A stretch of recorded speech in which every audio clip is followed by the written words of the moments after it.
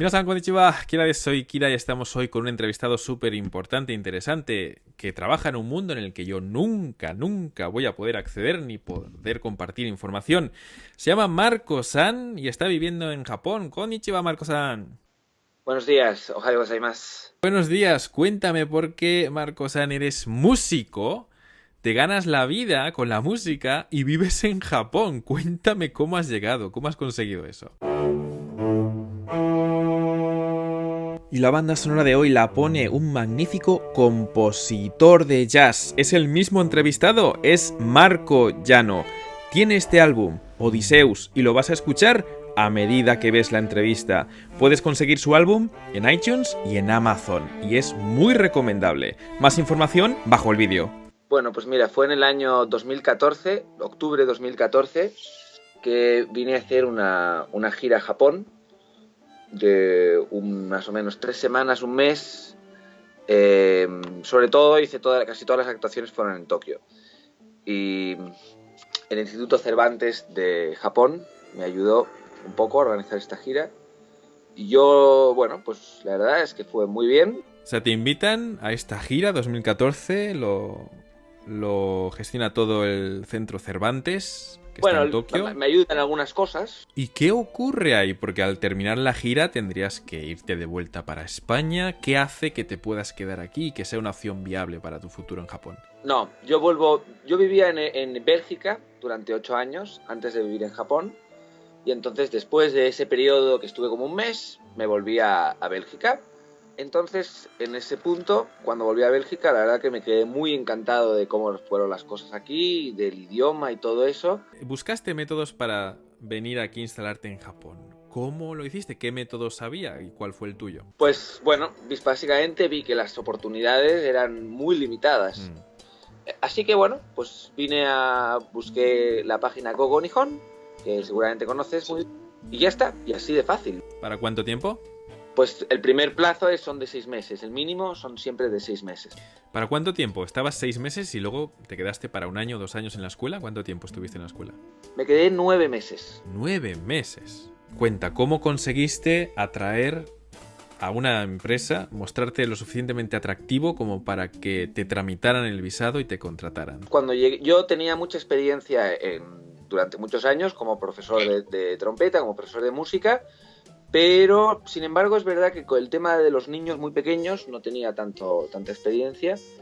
Y entonces, cuando estuve de arubaito, o sea, cuando estuve en la escuela, trabajé como profesor de música en una escuela primaria con niños muy pequeños. ¿La escuela esta donde enseñabas música para niños fue la que te tramitó el visado? No, entonces ahí dije, mira, lo dejé todo y dije, voy a quedarme un poco más en Japón y me piro a España. Y en el último momento buscando por internet, encontré un sitio que buscaban un profesor de música que hablara perfecto japonés y perfecto inglés. Y entonces, pues nada, pues fui ahí a la entrevista y me hicieron me estuvieron hablando, me hicieron una entrevista en inglés, una entrevista en japonés, grupal, con varias personas a la vez. Y después, pues me dijeron, bueno, has pasado a la segunda fase. Ya me hicieron una entrevista personal y me dijeron, te contratamos, ¿tienes visado? No, pues te hacemos el visado. ¿Qué nivel tenías de japonés? Porque si llegaste a Japón con ese nivel más o menos elemental ya aprendido, visto, revisto, reestudiado, de forma autodidacta, pero luego empezaste desde cero, en 9 meses, ¿a qué nivel llegaste para que esa empresa te viera que sabías bien el idioma? Básicamente con 9 meses acabas el segundo libro de Mina no Nihongo, para los que sepan un poco más o menos dónde estás. Se supone que si has estudiado bien todo eso, ya el Sonkeigo ya es una cosa que debes tener más o menos.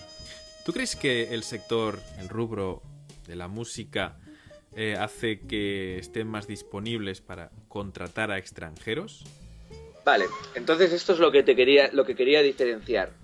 Yo en este trabajo lo hago 4 veces a la semana y doy clase a niños pequeños.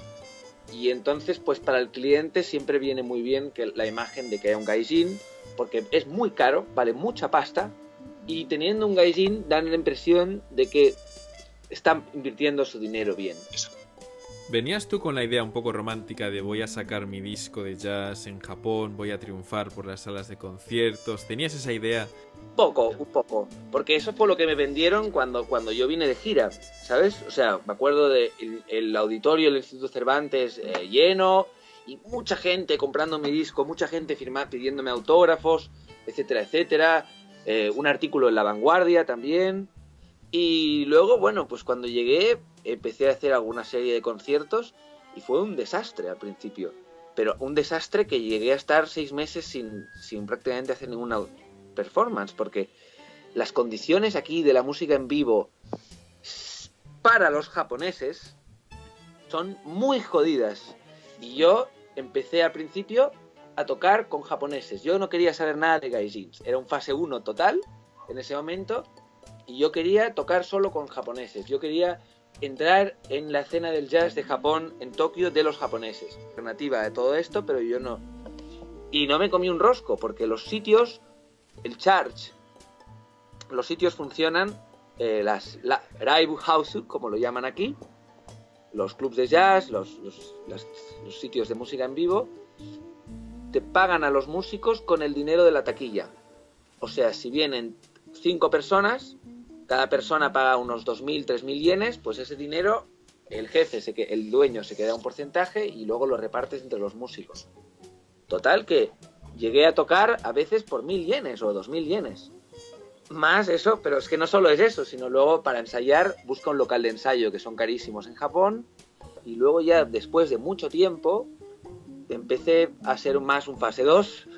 Había un muro entre no solo no de idiomático, Los extranjeros tienen una función muy clara en Japón siendo músicos, que eso es lo que yo no entendí al principio, y yo venía aquí como un artista a vender mi proyecto, mi disco y a vender mis cosas, mi personalidad, y entonces entendí una cosa muy clara. Si eres americano, eres músico de jazz. Si eres español, eres músico de flamenco. Si eres italiano, tienes que cantar El Sole Mio o la canción del Padrino.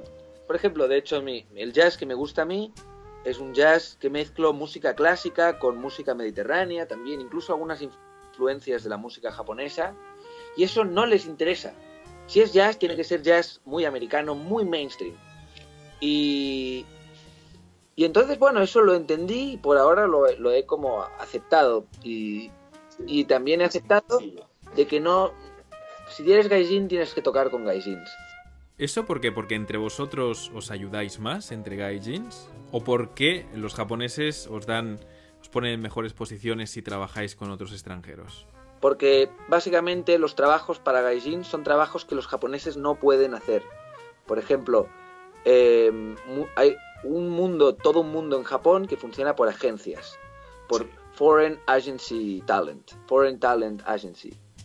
Y todos esos sitios lo que hacen es que organizan eventos, por ejemplo en hoteles o en Siga Bar, que simplemente es como una especie de hosto. Queda muy cutre poner a músicos de jazz japoneses. Dice, es como si tú vas a un restaurante español japonés, o sea, vas a un restaurante japonés en España y te encuentras a mexicanos o a españoles cocinando sushi. Un cliente español va a decir, oye tío, pues no es auténtico. Pero hay músicos japoneses que tocan muy muy bien. Pero para un cliente dice, ostras, si veo un blanquito, quiere decir que hay más nivel. Sí, esto para que el que nos escuche nos entienda, por ejemplo, en España no se podría permitir, según esta forma japonesa de encasillar, que un japonés jugara al fútbol. Nunca se podría permitir contratar a un japonés al fútbol porque ¿qué hace un japonés corriendo en el campo si no están hechos para eso, no? Y de hecho esto va a más, porque es una agencia que dice, por ejemplo, y algunas veces he hecho algunas bodas, y eso está muy bien remunerado, ¿no? Y la agencia dice, bueno, puedes traer también a algunos músicos tú, si quieres, pero que sean extranjeros. Y entonces digo, bueno, ok. Digo, pero es que tengo un amigo coreano que toca el contrabajo súper bien. Ah, ¿Kankokushin desu ka?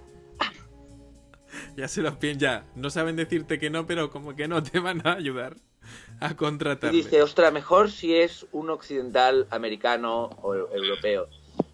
Que digo, que es lo de siempre. Pues también tengo un amigo coreano que es profesor de inglés, pero no consigue trabajo porque no tiene una cara de un... Así que, bueno, entonces ahí veo que estoy viendo que hay bastantes oportunidades. Estoy trabajando en eso, pero también es un trabajo muy superficial, porque es verdad que toco con tipos que tocan bien y toco jazz y me gusta, pero algo muy impersonal y muy... Y la verdad que ahora tengo mi vida bien organizada en Japón en cuanto a que estoy ganando bien, mucho más de lo que podría soñar ganar en España o en Bélgica, mucho más, haciendo en realidad lo que soy músico, pero también comiéndome mucha mierda, Akira, porque todo, incluso en el trabajo ese de los... Mira, una vez me acuerdo que hablabas en un vídeo que decías de que trabajabas en una agencia de traductores, pero que a lo mejor traducías 3 horas al día y el resto hacías un montón de tonterías que no tenían nada que ver. Sí. Pues en mi trabajo es igual, doy clases 3 horas al día, pero luego me dice, Maruko-kun, ya Soushishite, y me hace limpiar cosas, o me hacen trabajo de recepción muy complicado, el teléfono, o denu arigatou gozaimasu, no sé qué, no sé cuántos, muchos mails también. Tiene una parte positiva, que trabajo mucho el japonés de manera muy intensa cada día. Eso es la mejor escuela del mundo, o sea, eso es la mejor pero también, vale, ya llevo 9 meses trabajando en esto y vale, ya me sé los kanjis de Kakunin, Kyukai, Furikai, Taikai, pero muy bien, pero ahora ya digo, dejadme tranquilo y... Sí. No hay margen para el crecimiento tampoco, no te encasillan ahí. Eso es, o sea, digo, hay que tener muy claro qué vienes a hacer aquí. ¿Me estás entonces confirmando lo que también hablábamos con fase 2 de que nuestro paso como extranjeros por Japón se reduce a 3 o 5 años? Precisamente por eso, porque te das cuenta de que aunque intentes profundizar, aunque intentes llegar a más, te van a decir no, porque los extranjeros tienen que mantenerse en estas esferas de la sociedad y dar solo la cara, etcétera, pero cuando hay que tocar otros trámites o meterse más en los entresijos, ¿no?, de lo que es el trabajo y ya profundizar más, dirigir a otros músicos, por ejemplo, entonces ya no tienes opciones o estás muy limitado, ¿no? Hace poco también he hecho algunas performances para la televisión. Sí. Y hice una cosa para una compañía que se llama GT, Japan Tobacco, y entonces, bueno, aparecí tocando ahí y también habían todos músicos gaijins, obviamente, pero tipos que llevan 20 años o 30 años. Digo, pero tío, ¿pero cómo no te has quemado después de 20 años aquí? Y dice, y un señor que en Italia tocaba en una orquesta muy importante y todo eso, y bueno, y luego poco a poco se fue viniendo un poco de capa caída y vino aquí y toca todas las putas noches desde que tenía, desde hace 20 años, la canción del Padrino, la canción del Sole Mio, lo que los japoneses oyen así de la música italiana, ¿no? Todas las noches. Y gana pasta, Sí. Gana bastante pasta tocando eso. Como en restaurantes italianos o eventos. Tú no podrías hacerlo, ¿no? El dinero en tu caso no justificaría que seguir haciendo eso. Vamos a ver. Él lo que dice es que dice, tienes que ver, dice, aquí no vas a ser famoso, no vas a ser un gran artista, pero vas a vivir bien, vas a tener una calidad de vida buena tocando música. Vuelves a Europa o consigues ser realmente una estrella, o bien vas a vivir muy mal haciendo música. Pero lo que estamos hablando es que tú te creas tu fama aquí en Japón, ¿no? Te crees tu fama aquí en Japón. Eso es lo complicado, ¿verdad? Porque te encasillas. Es complicadísimo y no hay que esperar que ocurra eso, creo yo. No hay que esperarlo. Y viendo a ese compañero de 20 años, entonces te vuelvo a hacer la pregunta, ¿qué te mueve? ¿Cuántos años te quieres quedar aquí? Ya. Pues no lo sé. Yo tengo la esperanza de que algo va a suceder. Y lo que me mueve a quedarme aquí es que no sé a dónde irme, básicamente, ahora. Y eso también es una cosa que es un problema. Y eso también me asusta de quedarme aquí, porque también conocí a un señor, otro acordeonista, que dice, bueno, yo llegué aquí, me casé, ¿Y qué hacía? Pues no sé, pues voy a dar clases de italiano, pero no porque soy profesor italiano, sino porque soy italiano. Y toco un poco el acordeón, y entonces llevo ya 10 años ganándome la vida, tocando un poco el acordeón y dando clases de italiano. ¿Pero qué pasa? Ahora si me vuelvo a Italia, ¿voy a ser profesor de italiano en Italia? No. ¿Voy a tocar el acordeón en Italia? No, aquí toco el acordeón porque soy un gaijin tocando el acordeón. A eso mismo me refería yo cuando hablaba en un debate con cuánto tiempo aguantarías en Japón, ¿no? El miedo ese a volver a tu país, cuando aquí te has encasillado tanto, se te aprecia tanto por esas cosas que son naturales, que tampoco te has esforzado demasiado en aprenderlas, pero por tu cara de extranjero o por lo que llevas ahí, se te aprecia mucho aquí, pero en tu país te van a poner a prueba. Dice, a ver, pero tienes títulos, pero tú con quién has tocado, que es más una meritocracia, ¿no? Entonces te van a cuestionar todo eso y no va a servir para nada, ¿no?